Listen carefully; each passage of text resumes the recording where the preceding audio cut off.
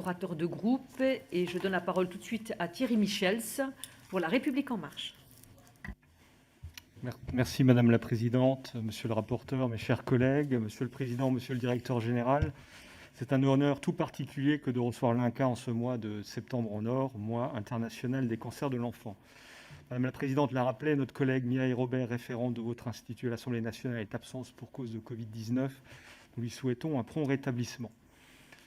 Les plus grandes avancées de ces dernières années en thérapie anticancéreuse et en survie ont été faites chez les enfants. Néanmoins, les cancers pédiatriques restent une expérience extrêmement dure à vivre pour les enfants et les familles. La France a fait des efforts importants dans le but d'améliorer leur traitement et d'en réduire le nombre. Les cancers pédiatriques constituent l'une des priorités du plan cancer 2014-2019. Suite à l'adoption de la proposition de loi visant à renforcer la prise en charge des cancers pédiatriques en mars 2019, l'article 1 confie à l'INCa le fait de mettre en œuvre une stratégie décennale de lutte contre le cancer.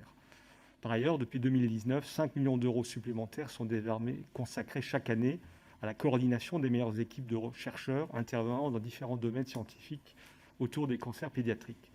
Cette coopération entre différents champs disciplinaires est essentielle pour progresser dans le traitement de ces cancers.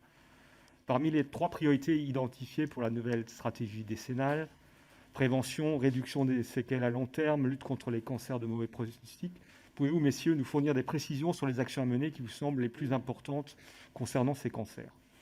J'ai également une question sur un des rôles fondamentaux de l'INCa, qui est de produire, d'analyser et d'évaluer des données sur le cancer. Que pouvez-vous nous dire sur l'amélioration des registres de suivi des cancers pédiatriques, dont on peut s'interroger sur la qualité et l'exhaustivité, comme on a pu le voir dans l'émergence anormale de cancers d'enfants dans des régions bien précises? Ces informations sont absolument nécessaires à une meilleure connaissance des causes environnementales des cancers que peut rendre possible l'exploitation des données grâce aux techniques d'intelligence artificielle. C'est d'ailleurs un enjeu considérable concernant la compréhension, la prévention et la lutte contre les cancers, sur le modèle de ce qui est fait aux hôpitaux universitaires de Strasbourg pour la prévention des cancers du sein, par exemple. Je vous remercie. Merci bien.